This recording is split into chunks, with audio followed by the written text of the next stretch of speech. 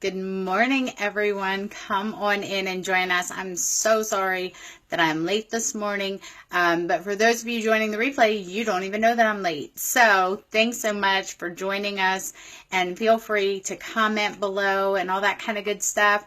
I should still receive your notifications, even if you're not here on the live portion. Now, for anyone who might be trying to figure out whether or not they are here live, the way you'll be able to figure that out is whether or not there is a little red box up above my head that says live. If it does not, you are here on the replay. So I thank you all for being here. As you come in, make sure that you say hello. And again, I'm terribly sorry for being late this morning. My mama needed my help with something, and mama comes first.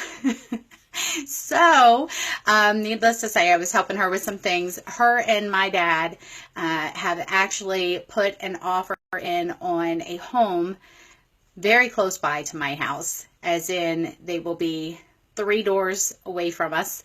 And so they're using the same builder that we had used and everything else. So she had like question after question this morning of, well, who did the home inspection and who did this and who did this? So I was rummaging back through old paperwork, suddenly looked at the clock and realized that once I found what I needed for, looked at the clock and realized it was 9:24. So here we are. Awesome. Thank you, Rebecca. Look at that. Wonderful. So the funny thing is, y'all are also catching me on, I don't know, a little bit of a accidental glam day, if you will. This is what happens when my normal clothes have not been put through the laundry, and I have my jewelry display out, so this is what I had. So, so you're not catching me in my normal day clothes. What are you going to do? But listen, y'all, I'm still in jeans. Still in jeans. Okay, so today I want to talk a little bit about why you're here in Premier, as well as what God created you for. So I want to just kind of get those thoughts running through your head a little bit. So the first thing that we were going to look at, okay, is first of all, be clear why you're here in general. Like, not just in your business, but what does God have you here for? So first think of 2 unique qualities that you have. 2 unique qualities that you have. Now listen, it's not to say that there aren't other people who would have similar qualities or unique qualities. So we're not talking like, okay, so as an example, if you are an artist, okay, that I might consider to be a unique quality. Sure, there are lots of other artists out there, but your style, the way that you do things, your eye, etc., would still be unique. Okay, so think of it in those terms. So think of 2 unique qualities that you have. If you'd like to drop them in the comment stream, feel free. If it's something that you need to think about a little bit and you want to not want to mention it yet because you're not sure what those unique qualities might be, then feel free to just wait and jot them down, but keep them somewhere that you can kind of look at, all right, on a regular basis, that you can look at. And if you're not sure what your unique qualities are, ask those who are closest to you. Sometimes people see things in us that we don't even see in ourselves, okay? As an example, prior to Premier, I did not see leadership qualities in myself. Okay, that was not something that I ever saw. I always heard people tell me that I supposedly had leadership qualities, but I didn't feel confident enough to lead myself, let alone lead anybody else. So that wouldn't have been something that I would have looked at on my own and said, oh, I have this. Because to me, I didn't feel that was a God-given characteristic, if you will. I know it is, but I didn't feel like it was. I felt like it was more something that I had to learn my way through. And I'm still learning, just in case you're curious. Okay, and then B, so the second thing would be list 2 ways that you can use those qualities to serve someone else. Okay, now again, this isn't necessarily pertaining to business yet. This is, think of those unique qualities that you have. Okay, so Mary says compassion and a good listener. So here's the thing. She might be able to serve well as being someone who can be a confidant, being someone who others can go to in their time of need and things like that. And listen, in her business, that is going to be huge for her. You want to know why? Because she's going to be able to build relationships, because she is a good listener and she's compassionate to others. Okay. So do you see how this kind of works? All right. So it gives you an idea of not only who you are and like in your unique characteristics, but then how you can turn around and use those characteristics in your life and in your business. Okay. And then on top of that, there's a couple other things that you have to understand in terms of being able to do what God has called you to do in your business. All right. So first off, you have got to dream bigger than what you currently are. Chances are, okay, I'm just saying, most of us tend to dream very small. And do you know why we do that? We dream small because we figure if we dream small, then we have a better chance of reaching that dream. Would that be accurate? Would you guys agree with that? If you agree with that, give me some hearts. But here's the thing about that, is when we choose to only dream me-sized dreams, okay, then how is God going to get the glory for that? Right? Like, how is he going to get the glory for doing something that you yourself were able to accomplish without needing his assistance? Does this make sense? So when it comes to your dreams, then you have got to be willing to dream some God-sized dreams. All right. You have got to be willing. And listen, we kind of did a training on this a while back. I don't know if y'all remember, or for those of you who might be new, but we had a conversation about the whole battle that went down with Gideon, I believe it was, who, he was going into battle, and he was starting out with it was like 33,000 soldiers. Okay. People willing to go in and fight this battle with him. And God went to him and said, this is too many. This is too many. And he dwindled it down. And then with what was left, God put posed another question to him. And you'll forgive me if I don't remember the exact course of how those questions came about. But it was kind of like, one of the questions was, for anyone who has any kind of fear whatsoever of going into this, make them stay home. So that was how he dwindled it down one time. And another time it was, for anyone who, whatever, it was different questions. And then there was one portion where he said, now I want you to take the men who are left, and I want you to go to the water. And depending on how they choose to drink from that water will depend on who you keep with you to go fight this battle versus the ones who are going to be sent home. So it was all said and done. He went from 33,000 soldiers willing to fight with him to 300. Okay, and 300 was all he was allowed to take into battle with him. And guess what?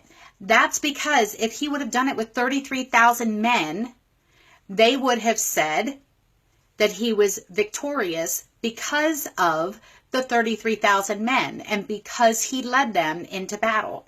It would have been all about what the men were able to do versus what God was able to do. So instead, God sent Gideon and 300 soldiers to fight a battle against soldiers that there were so many that they could not even be numbered. I want you to think about that for a minute, okay?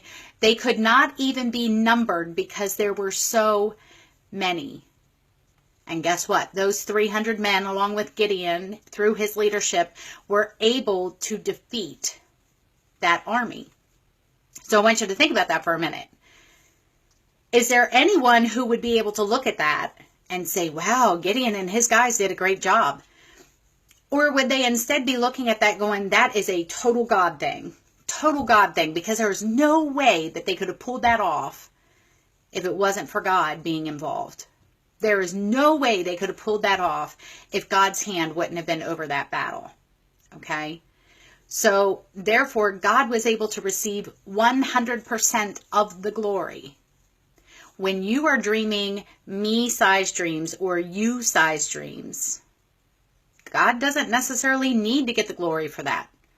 If your dream is simply to pick up the phone and call 2 people each day and you do it,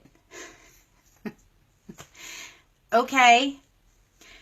But if your dream is to get on the phone, get out there through emails, get out there through messages, etc. Good morning, Rachel.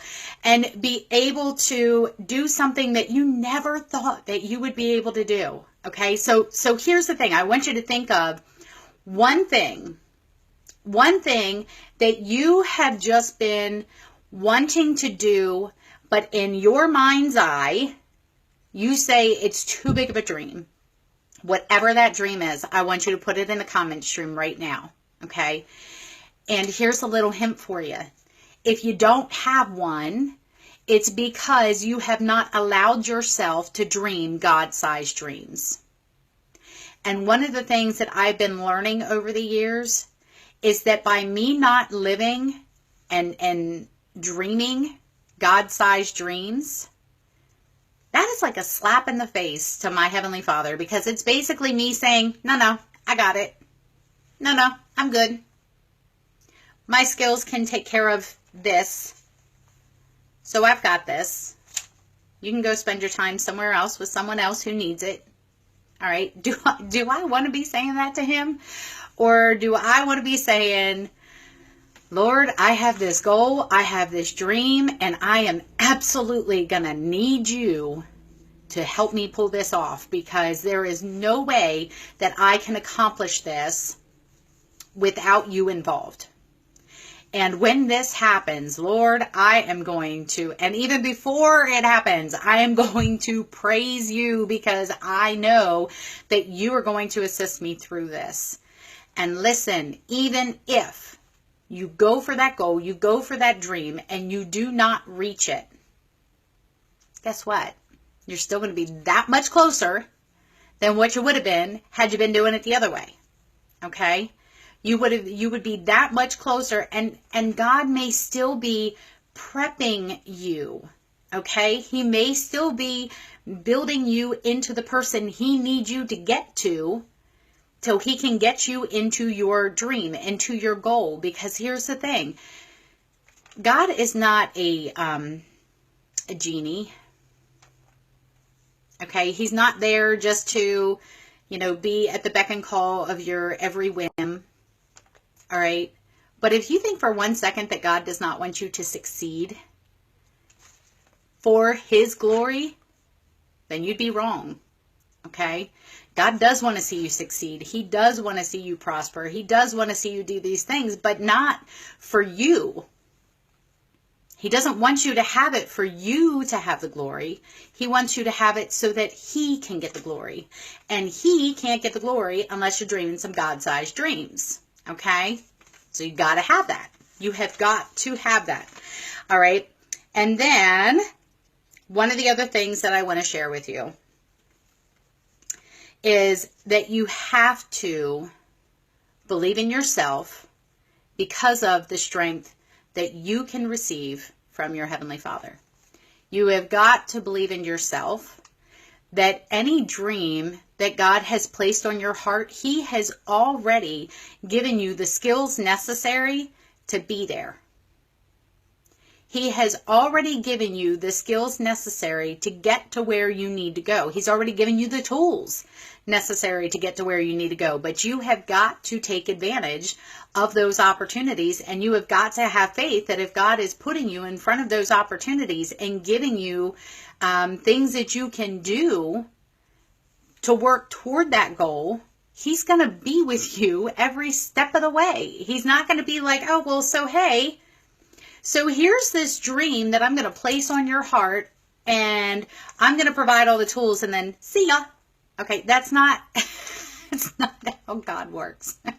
Okay, He's going to be there for you every single step of the way. All right. So, but you have to be willing to take those steps. You cannot ask God to guide your footsteps if you're unwilling to move your feet. Okay, so Mary, so as an example, okay, so her big dream is being a leader or a trainer. So here's the thing. You might find that there are times where you're going to be given opportunities that you can assist at your local trainings, or that you can assist in even just being a volunteer at national rally or regional rally and things like that. Doing things like that are all ways that are going to help kind of give you little baby steps into becoming a leader and a trainer. And as you do those things, but here's the thing, you can even do more than that. All right. Nobody asked me to start this group. Nobody, it wasn't like somebody came to me and said, hey, would you start a group and maybe do some training videos each day and blah, blah, blah. Okay. Now, this was just something that I was feeling led to do. And despite the fact that I did not always feel qualified to do it, I understand that God has a reason and a path for me through doing this. So even though this wasn't something I was comfortable with, y'all, I did not want to do live videos. Are you kidding? Do you know how many things can go wrong in live videos? I did not want to do that. Okay. But it has helped me tremendously. It has helped me learn to think on my feet better. It has helped me so that when I have people call me out of the blue and go, hey, so what would you do in this situation and things like that? Because I have been given so much practice through doing these trainings. Listen, these trainings have helped me as much as they've helped you all. Okay. And I pray that they've helped y'all. I would hope that they did. Otherwise, you probably wouldn't be wasting your time to be here. Thank you so much for that, Leslie. Listen, it is a learned thing. It's a learned thing, but I never would have known that I had the ability to do something like this if I wouldn't have followed what God laid on my heart, despite the fact that I didn't want to do it, which is very similar to my premiere story. Those of you who know, you get that. Okay, so you have to understand, this wasn't, I didn't, what do I want to say? It wasn't that I didn't want to be a leader, but I was scared to death to be a leader. I was scared to death to do that kind of stuff. Now, if you wanted to ask me to like help set up snacks or help set up a jewelry table, y'all, I'd do that stuff all day long. I would do that stuff all day long. But I'm telling you, the first time that Mr. Gary Googe contacted me and said, hey, we would like for you to, we've heard some of your singing videos and such, and we'd like you to sing at our upcoming Haven retreat, and we'd like for you to train and give your testimony. Y'all, I had never done anything like that in my life. So when Gary asked me to do that, I mean, here's the thing. When Gary Googe asks you to do something, you just want to do it anyway, because Gary and Janet are just awesome. So you just want to do it anyway, because he just, I don't know, he just has a way of doing that. I don't know. So when he asked me to do that, I was so scared. Do you know, I don't think I ever shared this with y'all, and I'm going to share it with you quick. I know we're running behind, but hey, it is what it is. God's got something for somebody. So that year, when he asked me to sing and to offer my testimony, mind you, this was in October of 2013. This was just a few months later after I almost quit. Okay, so I was going to quit in April of 2013.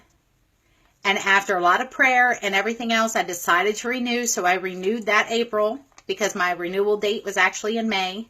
So I renewed in April. and got it taken care of. And September, I think it was, in September, Gary contacts me and says, hey, you know, because I did decide that I was going to go to Haven. So he saw my name on the Haven list. And he says, hey, I would love to have you sing for us at Haven and to train. Now, y'all, listen, I know that there are some women in Premier and some men in Premier that have crazy, amazing voices. And I have always considered my voice to be mediocre. That's just me. So it was one of those things where I'm like, listen, I'm just average. And I know that there are some other people there. They got it. You know what I mean? I was scared to death to have to get up there in front of people and sing. And then we get there and I'm looking at the program and it specifically states certain people doing special music, such as Francine Ivy and Jessica Whitmire and things like that. And I'm looking and I'm going, okay, listen, I'm like, honey, I don't see my name on there. Maybe Gary changed his mind and he doesn't need me to do this. So I'm like, okay, I don't have to do this now.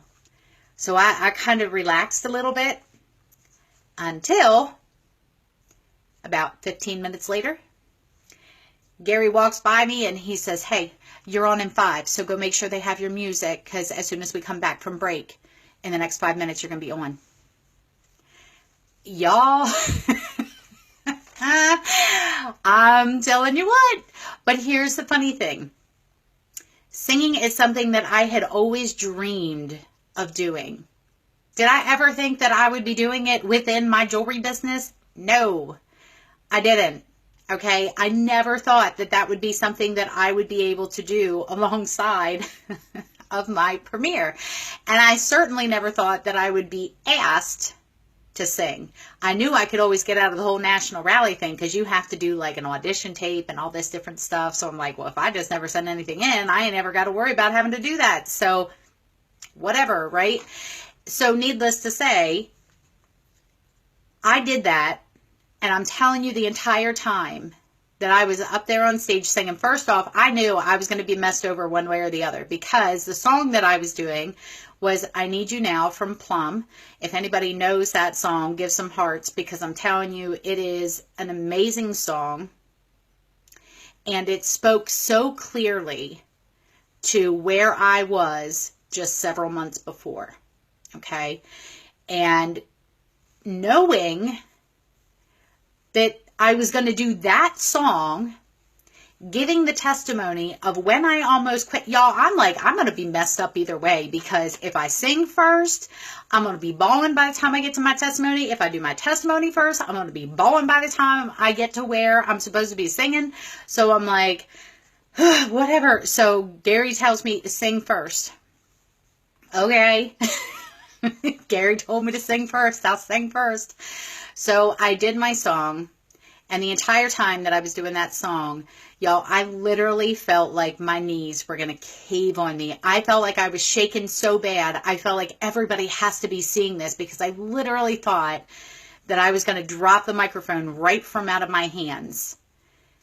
To the point that at one point, I actually had to grab the microphone with both hands because I'm like, I'm going to drop this. Do you know the funny thing? Despite what I was feeling, I watched the replay of the video that my husband did. You could not see me shaking the way that I thought people could. I thought people were watching me up there going, whoo, she's like having like an epileptic seizure up there because that's how badly I felt like I was shaking. I felt like I was shaking so bad that my joints were hurting. My muscles were hurting. Like everything was just aching. And I had myself so worked up that the next morning I couldn't even open my jaw. So I had to like eat my breakfast like this. Like I couldn't open my jaw to chew anything, nothing, because I had stressed myself out so bad. But do y'all know what was so funny about that whole thing? First off, not a single person there realized how nervous I was. I don't know how they didn't see that. The second thing was I received messages from people after that. I received note cards from people while we were still there. I had people approach me, and so many things. I had easily probably 40 people come up to me and say, you have no idea what that just did for every person here. I'm going to try not to get weepy, y'all. But here's the thing. You have to believe that even if you feel you can't do it in your own strength, you have to believe that He can do it through you using His strength. Okay? Rachel, you got me with that comment. I shouldn't have read it. All right. So moving on. All right. But I do want to share this. This was one of the other quotes that was given to us at the, y'all got me. You got me in the feels today. Okay. But one of the other quotes that was shared was, what others think of you is none of your business. Right? Love you too, girl. By the way, I have your Tupperware. And I got to figure out how to get it to you. We have it all washed up and ready to go for you, but I need to get a total side note there. Okay, so, but what others think of you is none of your business. So, for anyone who's thinking, well, I want to go after this dream, but I don't know what people will think. Who cares? If God laid that dream on your heart, it's because He wants you to go after it. And why does He want you to go after it? Even when it is this God-sized dream that you're looking at going, there's no way that I can accomplish it. He put that on your heart because He wants you to do it. He wants to show you what you're capable of in His strength. He wants to show you what you can do when you place your faith in Him. And for anyone else who sits back and goes, I don't know why you're doing that. I don't know why you're going after that dream. You're not going to be able to reach that. Forget them. Forget them. Okay? Because they are not in the relationship with you and your Heavenly Father. So they have no say in it. They don't know what God's plan is for you. They don't know what God's path is for you. So instead, you have to go after that God-sized dream using the unique characteristics and qualities that He has given you in a way that you can best serve other people. Forget the naysayers and focus on God. Okay, so that's what I have for y'all today. I hope that it blessed someone in some way, shape, or form. Otherwise, it was all for nothing for me to ruin my makeup. Oh, just kidding. Totally kidding. So, tomorrow, I look forward to being back here with you all. And Rachel, it's so funny that you say that because I keep looking at things going, I don't know if we're going to be able to pull it off. I don't know if we're going to be able to do it because for Rally this year, instead of us just paying for 2 people to go, we were paying for 4 people to go. So, but I can tell you that I recently heard something about that. I don't want to go into detail, but I recently heard something about that I'm going, I have to figure out a way to go. So I'm going to have to be there. I'm just going to have to be. So that's what I had for y'all today. I hope you enjoyed it. Hope it was, touching your heart in some way, shape, or form. And I would love, for you all to start dreaming those God-sized dreams. Put those dreams up somewhere in your office. Pray over them every single day. Ask God into your business and into your life in a way that He can assist you in obtaining those God-sized dreams. And then get out there and do the work necessary to do that, to reach that. Okay, God's not going to give you a dream and then you don't do anything with it and He's going to allow it to happen. Like, no, He's going to give you a dream. He's going to give you the skills. He's going to give you the tools, but you have to put everything to work in order for anything to be done. Okay, Gideon did not win that battle because he and the 300 sat back and said, well, God's got this, so I don't have to do anything. No, they still had to go into battle, but God allowed them to be victorious through that. Okay, so thank you guys so much for being here. Love you all. You're just awesome. Love you guys, and I will see you tomorrow. Thanks so much.